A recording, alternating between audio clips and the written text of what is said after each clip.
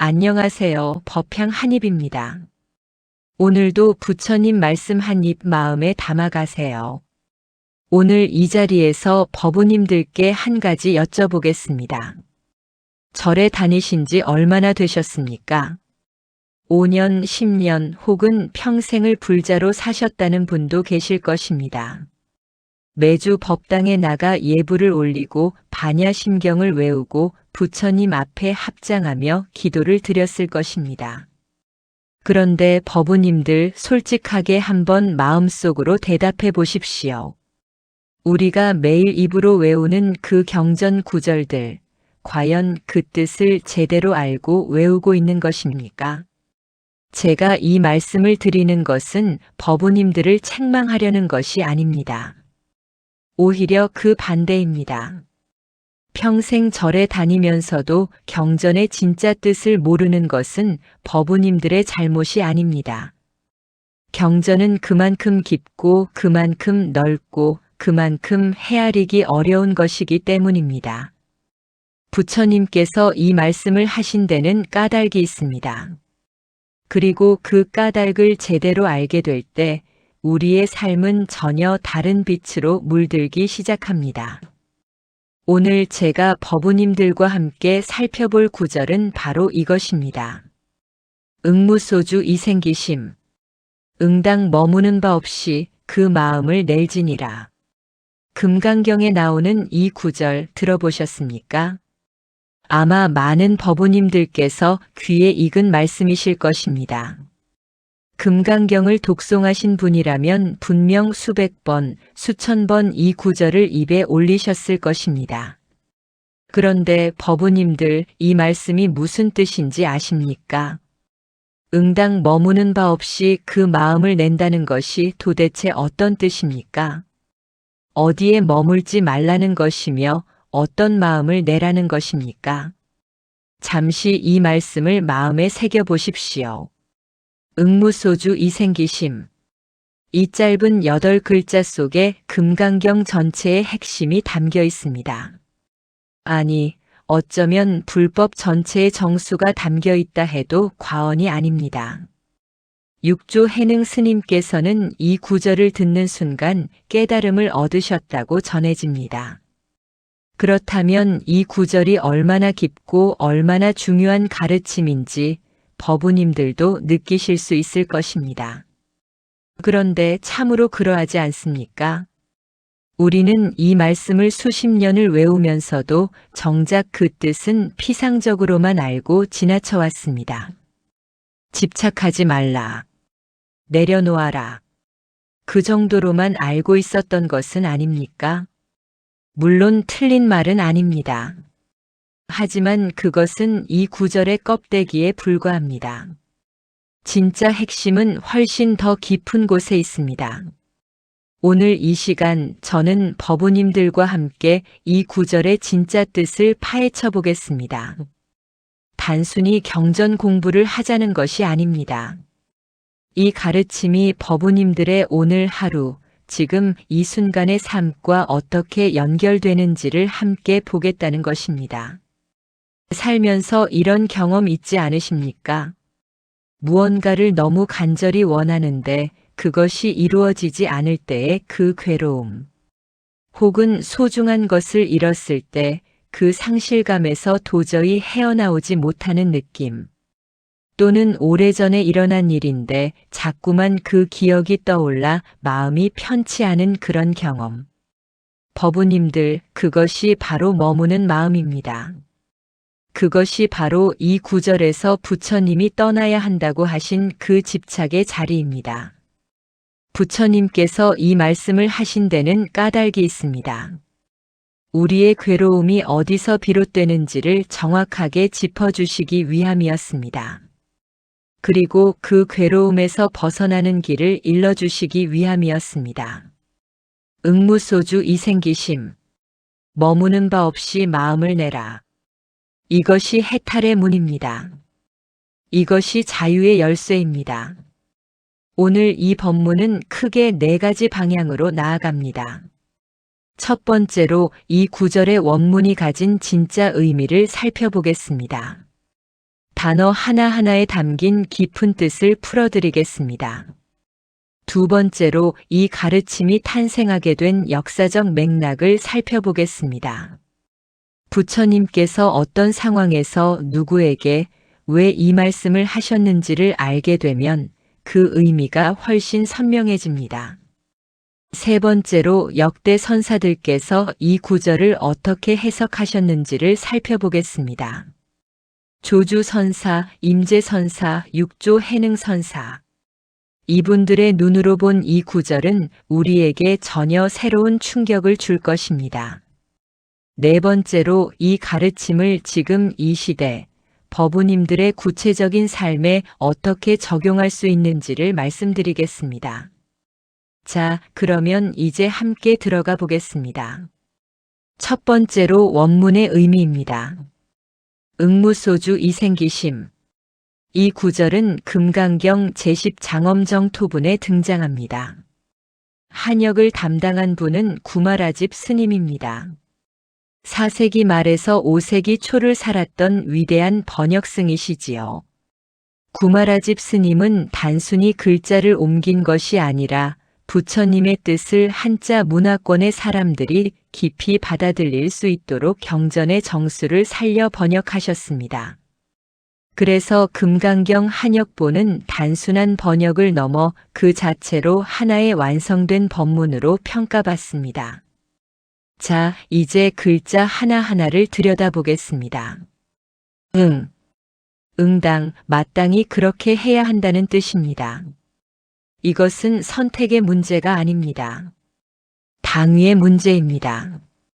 깨달음을 향해 나아가는 사람이라면 반드시 이렇게 해야 한다는 것입니다. 무소주, 머무는 바가 없다는 뜻입니다. 여기서 머문다는 것은 무엇입니까? 집착한다는 것입니다. 고착된다는 것입니다. 어떤 것에 마음이 달라붙어 그것을 내려놓지 못하는 상태를 말합니다. 그러니 무소주는 어디에도 달라붙지 않는다는 것입니다. 어떤 것에도 집착하지 않는다는 것입니다. 이생기심. 그러면서 그 마음을 낸다는 것입니다. 여기서 핵심은 이라는 접속사입니다. 이 글자 하나가 이 구절 전체를 역설적 구조로 만들어버립니다. 머무는 바 없으면서도 그러면서도 마음을 낸다는 것입니다. 법우님들, 이것이 얼마나 깊은 역설인지 느껴지십니까? 보통 우리가 생각하는 집착하지 않는 삶이란 어떤 것입니까? 아무것도 원하지 않는 것, 아무것도 하지 않는 것, 그저 무기력하게 흘러가는 것, 그런 이미지가 떠오르지 않으십니까? 그러나 부처님의 가르침은 전혀 다릅니다. 집착하지 않으면서도 마음을 내라는 것입니다. 머무르지 않으면서도 살아가라는 것입니다. 집착 없는 행동, 고착 없는 삶, 이것이 금강경이 가리키는 해탈의 모습입니다. 산스크리트 원문을 살펴보면 이 뜻이 더욱 분명해집니다. 원문에는 프라티티아라는 단어가 쓰이는데 이는 의지하지 않는, 기대지 않는이라는 뜻입니다. 무언가를 의지의 대상으로 삼지 않는다는 것입니다. 이것은 어디에도 걸림이 없는 마음의 상태를 뜻합니다. 그렇다면 왜 이것이 중요합니까? 왜 부처님께서는 무소주, 즉 머무는 바 없어야 한다고 하셨습니까?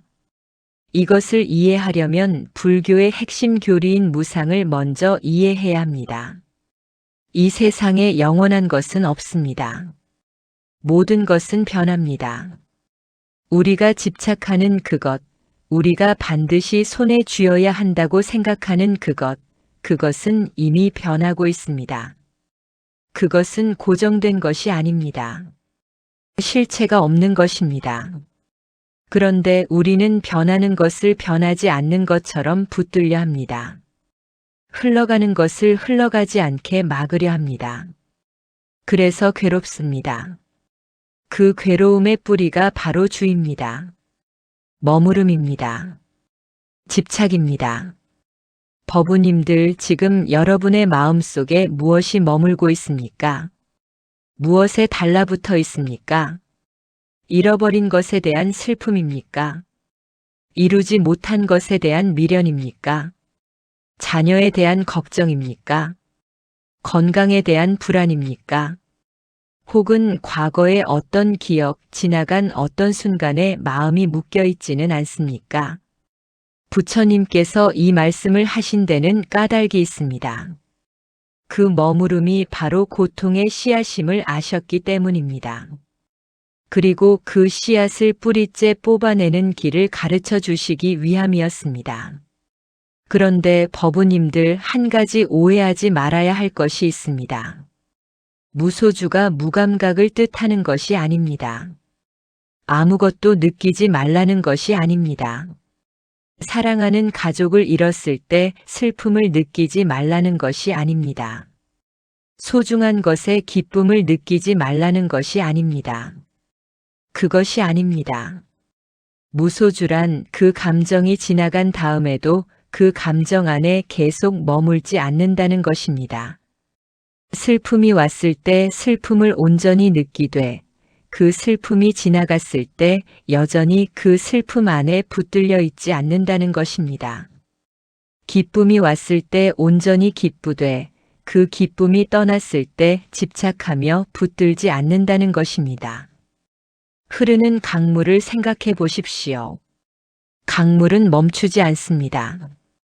흘러갑니다. 그러면서도 강물은 분명히 존재합니다. 흐르지 않는 것은 강물이 아니라 웅덩이입니다. 웅덩이는 썩습니다. 고입니다. 우리의 마음도 마찬가지입니다. 흘러가야 합니다. 머물지 않아야 합니다. 그러면서도 살아있어야 합니다. 응무소주 이생기심, 머무는 바 없이 그 마음을 낼지니라. 이 구절의 원문이 담고 있는 뜻을 이제 조금은 느끼실 수 있겠습니까? 이것은 단순한 철학적 명제가 아닙니다. 이것은 살아있는 가르침입니다. 지금 이 순간 법우님들의 삶과 직결된 말씀입니다. 잠시 이 말씀을 마음에 새겨 보십시오. 머무는 바 없이 그 마음을 내십시오. 이 구절을 그냥 지나치지 마십시오. 이것이 금강경의 핵심입니다. 아니, 이것이 불법의 핵심입니다. 수십 년을 절에 다니셨어도 이 구절의 깊은 뜻을 온몸으로 받아들이는 순간 법우님들의 신행은 전혀 새로운 차원으로 들어서게 됩니다. 두 번째로 역사적 맥락을 살펴보겠습니다. 금강경은 언제 설해졌습니까? 전통적으로 부처님께서 기원정사에 계실 때 수보리 존자와의 대화 형식으로 설해졌다고 전해집니다. 기원정사는 사위국의 기타 태자와 급고독 장자가 함께 지어 부처님께 헌납한 곳입니다. 이 이름 자체가 의미심장합니다. 기타 태자의 동산이라는 뜻을 가진 이 정사는 빈자를 돕는 이라는 뜻의 급고독 장자가 황금을 깔아 그 땅을 샀다는 일화로 유명합니다. 어떤 마음으로 황금을 깔았겠습니까? 부처님께 헌납하겠다는 일념으로, 이 좋은 가르침을 더 많은 사람에게 전하겠다는 일념으로 자기 재산을 아끼지 않고 내어놓은 것입니다. 그것이 바로 무소주의 보시입니다. 머무는 바 없이 낸 마음입니다. 금강경이 설해진 역사적 맥락에서 가장 중요한 것은 당시 인도의 철학적 분위기입니다. 부처님 당시 인도에는 다양한 사상들이 경쟁하고 있었습니다. 아트만, 즉 영원 불변하는 자아가 존재한다는 브라만교의 가르침이 지배적이었습니다. 사람들은 변하지 않는 나, 영원한 나를 찾으려 했습니다. 그리고 그 영원한 나를 위해 재물을 쌓고 공덕을 쌓고 의식을 행하고 기도를 드렸습니다. 부처님께서는 바로 그 지점을 깨트리셨습니다. 영원한 나가 없다. 고정된 자아가 없다. 무하다. 그러니 그 영원한 나를 위해 무언가를 쌓으려는 행위 자체가 이미 망상에 기반한 것이다. 이것이 부처님의 혁명적 선언이었습니다. 금강경은 바로 이 무아의 가르침을 가장 날카롭게 전하는 경전입니다. 그리고 응무소주 이생기심은 그 가르침의 정점에 있는 구절입니다. 머문다는 것은 결국 나라는 것에 집착한다는 것입니다. 나의 이익, 나의 공덕, 나의 수행, 나의 깨달음. 이 모든 것에 나라는 중심이 들어가 있을 때 그것은 이미 집착이요 머무름입니다. 부처님께서는 수보리 존자에게 이렇게 말씀하셨습니다.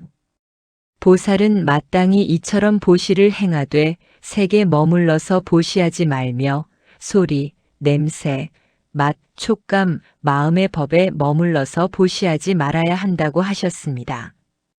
이것은 단순히 보시에 관한 말씀이 아닙니다. 삶의 모든 행위에 관한 말씀입니다. 우리가 무언가를 할 때 그것이 보시든 기도든 수행이든 내가 이렇게 했다는 흔적을 남기려 하면 안 된다는 것입니다. 내가 공덕을 쌓았다는 생각, 내가 수행을 잘했다는 생각, 내가 착한 일을 했다는 생각, 이 모든 생각이 결국 나라는 것에 머무르는 것입니다. 그것이 수행의 걸림돌이라는 것입니다. 법우님들, 이런 경험 있지 않으십니까? 절에 오래 다니다 보면 어느 순간 이런 생각이 드실 때가 있지 않습니까? 내가 이렇게 열심히 신행을 했는데, 내가 이렇게 공들여 기도를 드렸는데, 그 마음 속에 은근한 자만심이 자라고 있지는 않습니까? 내가 저 사람보다는 더 열심히 수행한다는 비교의식이 생기지는 않습니까? 그것이 바로 집착입니다. 그것이 바로 머무름입니다. 부처님께서는 바로 그 지점을 조심하라고 하신 것입니다. 역사적으로 금강경은 인도에서 중국으로 전래된 이후 선불교의 핵심 경전이 되었습니다. 선종에서 금강경을 특별히 중요하게 여기는 이유가 있습니다. 금강경이 가장 직접적으로 가장 날카롭게 집착을 끊는 가르침을 담고 있기 때문입니다. 선종의 핵심인 불립문자 직지인심 견성성불, 이것이 모두 금강경의 가르침과 정확히 맞닿아 있습니다.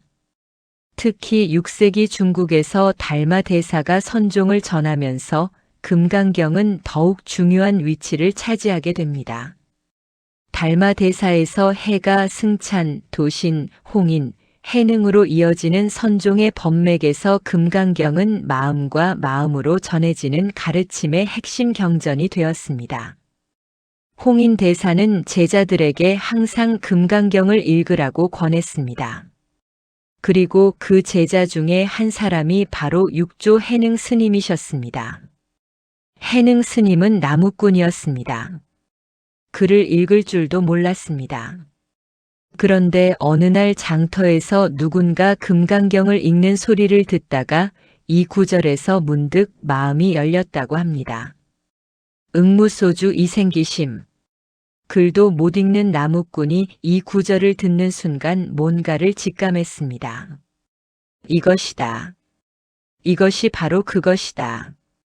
그리고 홍인 대사를 찾아가 5조의 의발을 전해받아 6조가 되었습니다. 이것이 선종의 역사에서 가장 극적인 장면 중 하나입니다. 법우님들, 이 사실이 무엇을 말해줍니까? 이 구절은 학문적으로 이해하는 것이 아니라는 것입니다. 머리로 파악하는 것이 아니라는 것입니다. 온 존재로 받아들이는 것, 삶 전체로 느끼는 것, 그것이 이 가르침을 아는 것입니다.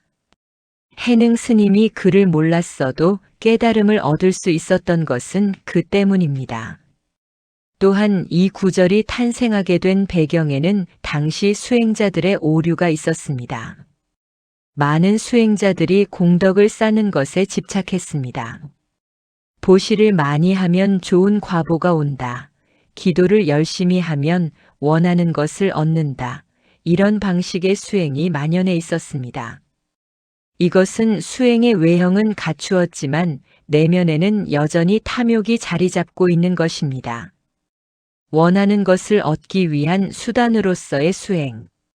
부처님께서는 그것을 정면으로 깨뜨리셨습니다. 진정한 보시는 보시하는 나도 없고 보시를 받는 그도 없고 보시하는 물건도 없는 삼륜체공의 보시입니다.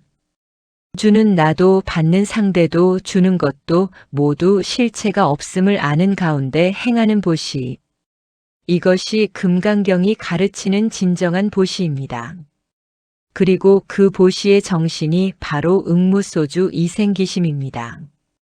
부처님께서 이 말씀을 하신 데는 까닭이 있습니다. 우리가 아무리 좋은 일을 해도 아무리 열심히 수행을 해도 그 안에 내가 쌓은 것이라는 집착이 남아있는 한 그것은 완전한 자유로 이어지지 않는다는 것을 가르쳐 주시기 위함이었습니다. 세 번째로 역대 선사들의 해석입니다. 법우님들, 이제 우리는 이 법문의 절정에 들어섭니다. 역대 선사들께서 이 응무소주 이생기심을 어떻게 보셨는지를 살펴볼 것인데 이것은 단순한 학술 논의가 아닙니다. 이분들의 한마디 한마디는 곧 그분들의 깨달음의 표현이었고 수행의 증거였습니다. 귀를 기울이십시오. 아니, 마음을 기울이십시오. 먼저 6조 해능 선사의 해석을 보겠습니다. 6조 단경에서 해능 스님은 이 구절에 대해 이렇게 말씀하셨습니다. 본래 한 물건도 없거늘 어디에 티끌이 일겠는가. 이것이 신수 스님의 개송에 대한 반박으로 유명한 구절입니다만 실상 이것은 응무소주 이생기심의 핵심을 꿰뚫는 가르침입니다. 신수 스님은 이렇게 개송을 지었습니다. 몸은 보리수요 마음은 밝은 거울과 같으니 때때로 부지런히 닦아서 티끌이 묻지 않게 하라. 이것은 노력과 수행을 강조한 개송입니다. 끊임없이 닦아야 한다는 것입니다. 이것도 틀린 말이 아닙니다. 그러나 해능 스님은 한 발 더 나아갔습니다. 보리는 본래 나무가 아니요 밝은 거울 또한 받침대가 없으니 본래 한 물건도 없거늘 어디에 티끌이 일겠는가. 이것이 무슨 말씀입니까? 닦을 것 자체가 없다는 것입니다. 집착을 버려야 할 자아 자체가 본래 없다는 것입니다. 머물 곳 자체가 본래 없다는 것입니다. 그러니 응무소주가 따로 있는 것이 아닙니다. 본래 머무는 바가 없는 것이 우리의 본성이라는 것입니다. 이미 우리는 무소주입니다. 단지 그것을 모르고 있을 뿐입니다. 이것은 어떤 의미에서는 수행을 부정하는 것처럼 들릴 수 있습니다. 하지만 그렇지 않습니다. 해능 스님의 가르침은 수행의 방향을 바꾸는 것입니다. 무언가를 얻으려는 수행에서 이미 가지고 있는 것을 확인하는 수행으로의 전환입니다. 닦아서 깨끗해지려는 것이 아니라 본래 깨끗함을 가리고 있는 것을 걷어내는 것입니다. 법우님들, 이 가르침이 얼마나 깊은지 느껴지십니까? 우리는 지금도 무언가를 얻으려 수행하고 기도하고 절에 다니고 있지 않습니까? 물론 그것이 잘못은 아닙니다. 하지만 진정한 수행은 거기서 한 걸음 더 나아가야 합니다. 얻을 것이 없다는 것을 본래 이미 갖추어져 있다는 것을 보는 것. 그것이 진정한 수행입니다. 다음으로 임재선사의 해석을 보겠습니다. 임재록에서 임재선사는 이 응무소주 이생기심을 자신만의 방식으로 표현하셨습니다. 임재선사는 이렇게 말씀하셨습니다. 부처를 만나면 부처를 죽이고 조사를 만나면 조사를 죽이고 아라한을 만나면 아라한을 죽이라. 이 살불살조의 말씀은 너무나 충격적이어서 처음 듣는 분들은 경악하실 것입니다. 하지만 이것이 바로 응무소주의 정신입니다. 부처에도 머물지 말라는 것입니다. 깨달음이라는 것에도 집착하지 말라는 것입니다. 선한 것도 좋은 것도 아름다운 것도 모두 집착의 대상이 될 수 있습니다. 심지어 부처님에 대한 집착, 깨달음에 대한 집착, 수행에 대한 집착조차 집착이라는 것입니다. 임재선사는 또 이런 말씀을 하셨습니다. 수처작주 입처계진. 가는 곳마다 주인이 되면 서는 곳마다 모두 참됨이 드러난다. 이 말씀을 들어보신 분 계십니까? 이것이 바로 이생기심의 의미입니다. 머무는 바 없이 마음을 낸다는 것, 그것이 바로 어디에 있든 그 자리에서 주인공이 된다는 것입니다. 끌려다니는 삶이 아닌 자기 삶의 주인이 되는 것입니다.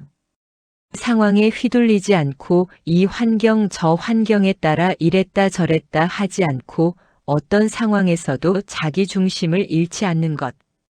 그것이 수처작주이고 그것이 이생기심입니다. 법우님들, 이것이 얼마나 어마어마한 말씀입니까? 우리의 삶을 돌아보십시오. 우리는 얼마나 자주 상황에 끌려다닙니까? 좋은 일이 생기면 들떠서 날아가고 나쁜 일이 생기면 가라앉아 허우적거리고 가족이 잘 해주면 기분이 좋고 가족이 섭섭하게 하면 기분이 나빠지고 우리의 마음이 외부 상황에 따라 얼마나 심하게 흔들립니까? 임재선사는 그 흔들림에서 벗어나라고 하십니다. 흔들리지 않는 중심, 그것이 바로 진정한 나입니다. 그것을 찾으라는 것입니다. 그것이 수처작주입니다. 그것이 응무소주 이생기심의 삶입니다. 이제 조주선사의 이야기를 보겠습니다. 조주선사는 무문관과 벽암록에 여러 차례 등장하는 선종의 거장입니다. 120세까지 사셨다는 이분은 한평생 수행을 하고도 자신의 깨달음을 자랑하지 않으셨습니다.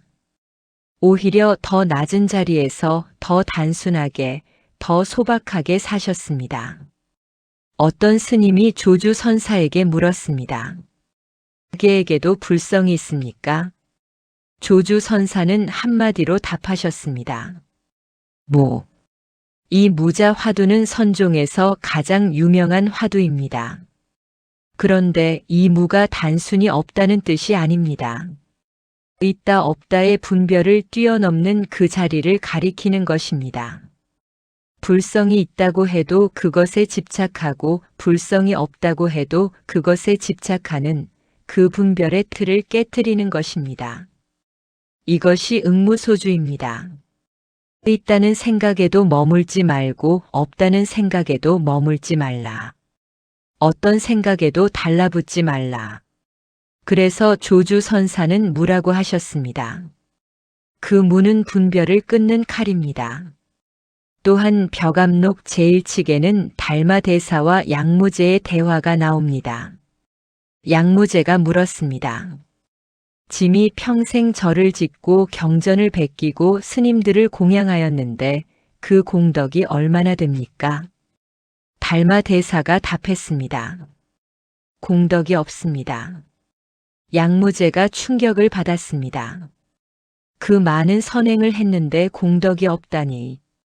이것이 무슨 말씀입니까? 달마대사가 말씀하시는 공덕 없음은 응무소주의 다른 표현입니다.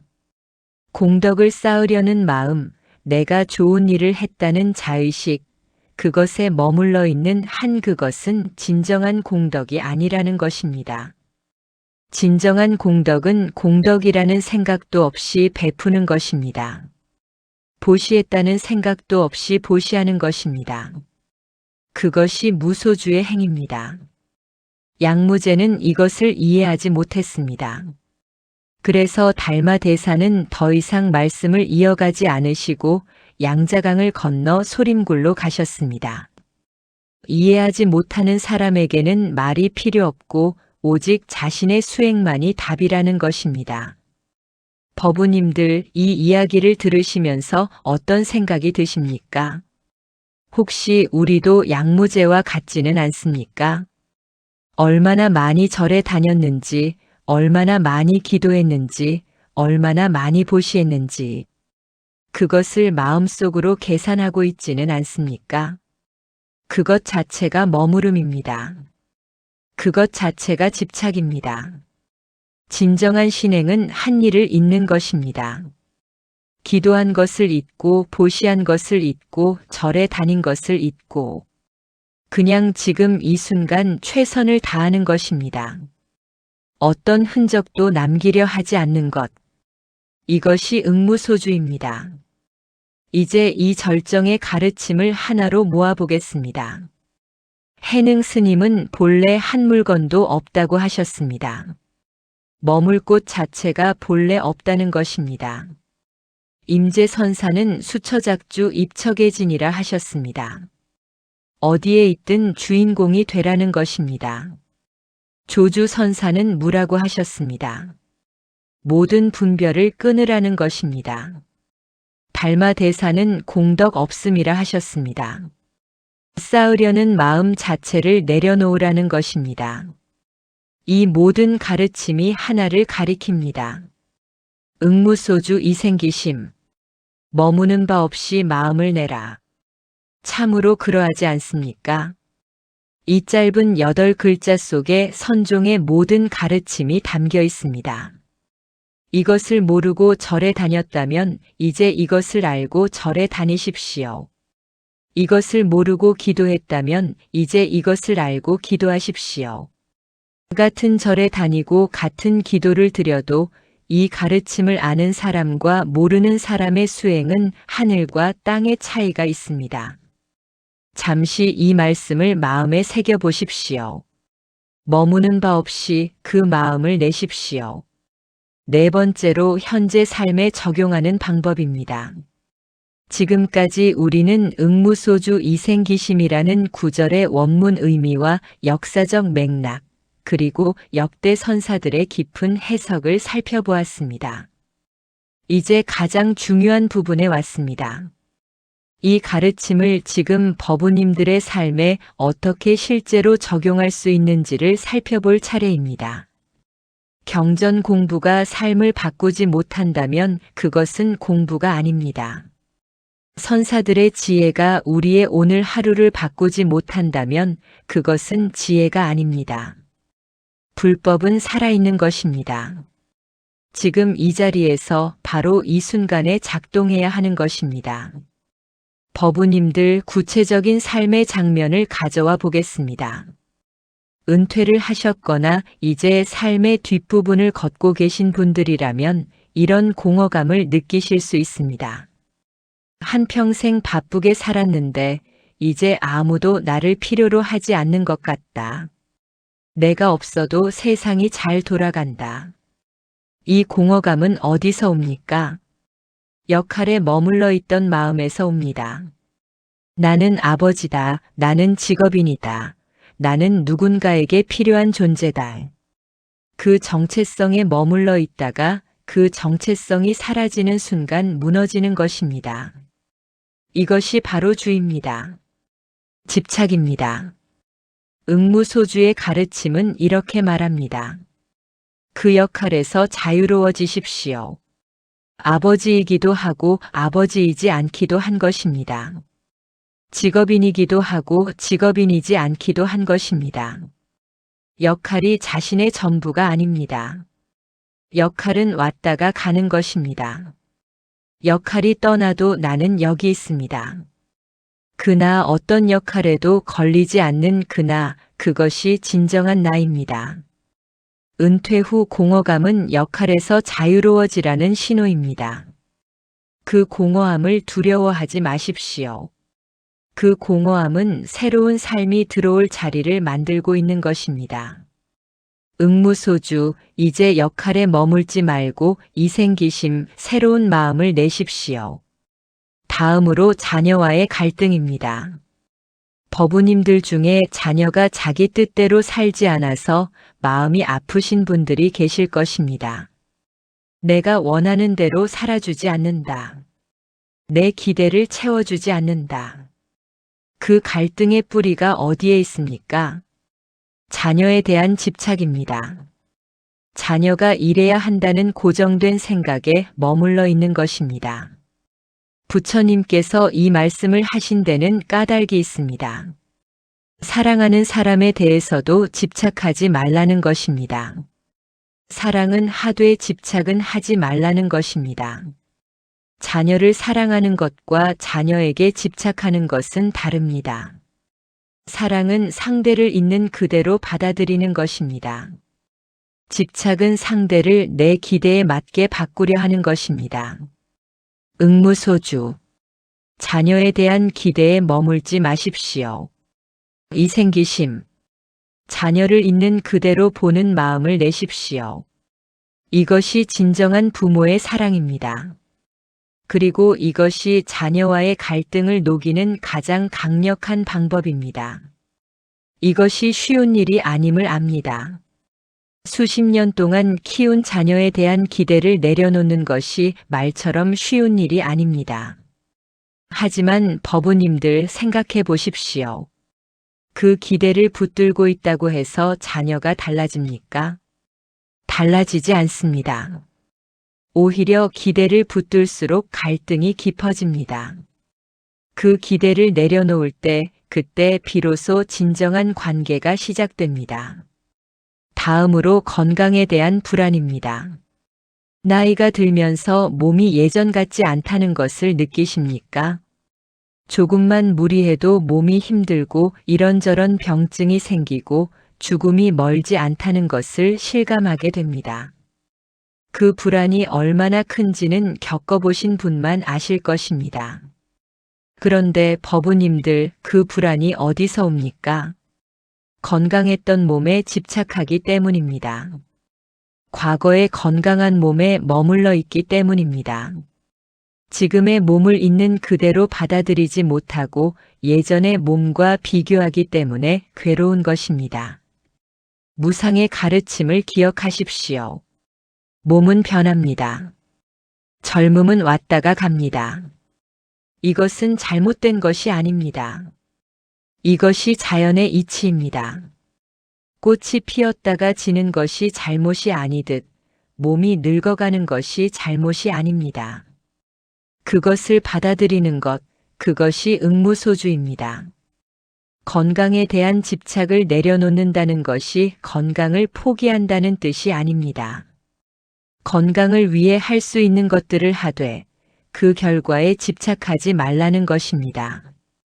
치료를 받되 치료 결과에 집착하지 말라는 것입니다. 최선을 다하되 결과는 자연에 맡기라는 것입니다. 이것이 이생기심입니다. 지금 이 순간 할 수 있는 최선의 마음을 내라는 것입니다.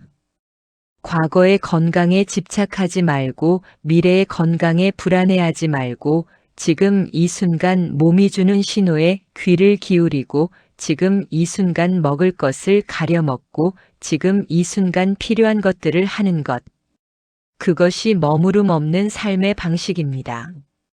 과거에 대한 후회는 어떻습니까? 지나간 일을 붙들고 그때 그렇게 하지 말걸, 그때 이렇게 했어야 했는데 하며 마음을 소모하고 계신 분들이 계실 것입니다. 법우님들 과거는 이미 지나갔습니다. 그것을 바꿀 수 있습니까?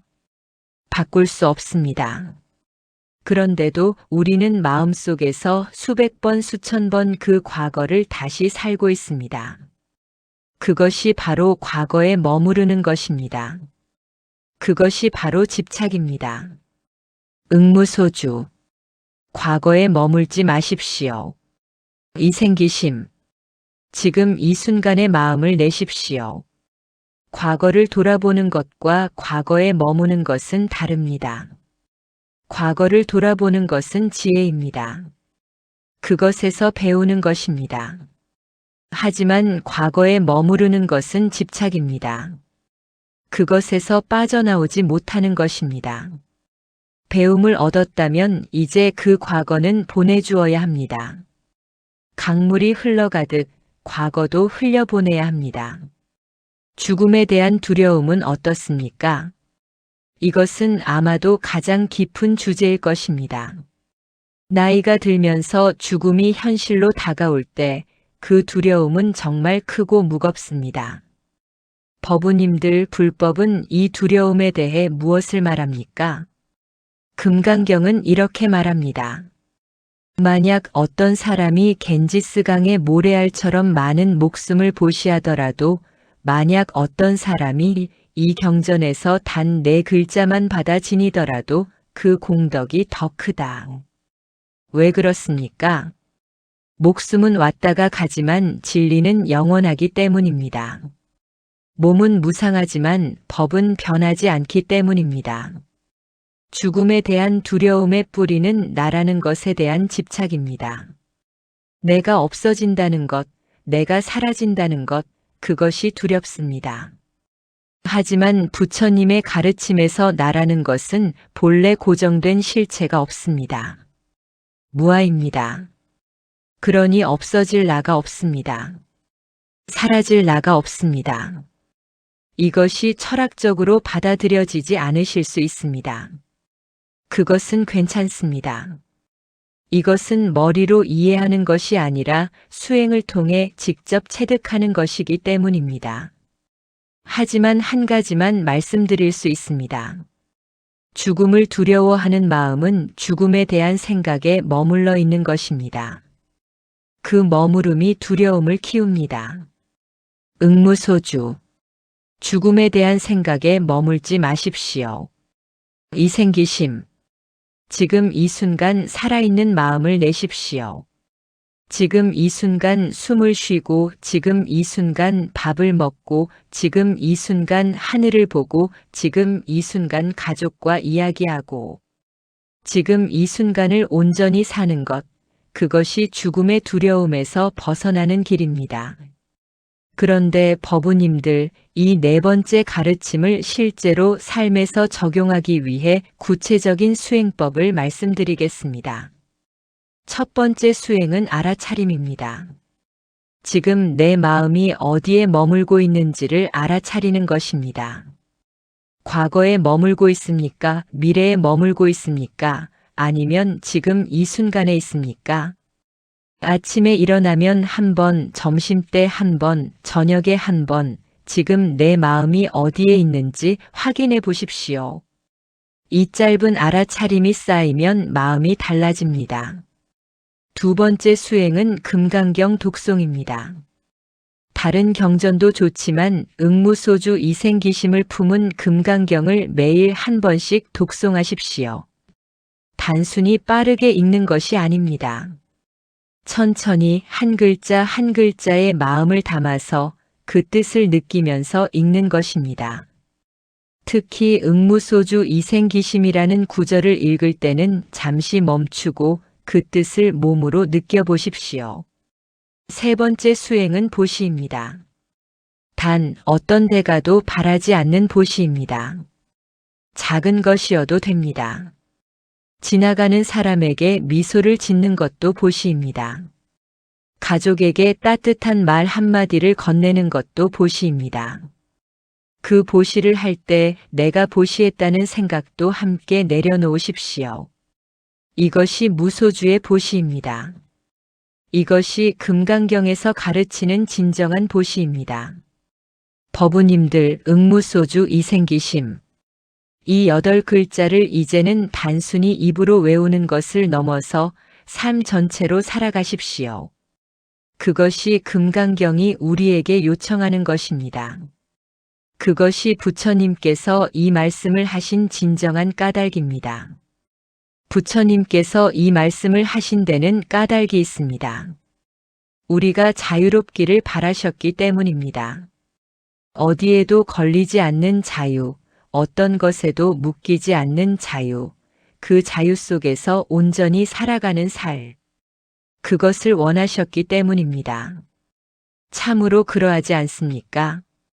우리 모두의 깊은 소망이 바로 그 자유 아닙니까? 걱정 없는 살, 두려움 없는 살, 미련 없는 살, 집착 없는 살. 그 삶이 어디 다른 데 있는 것이 아닙니다. 바로 지금 이 자리에서 응무소주 이생기심의 삶을 사는 것.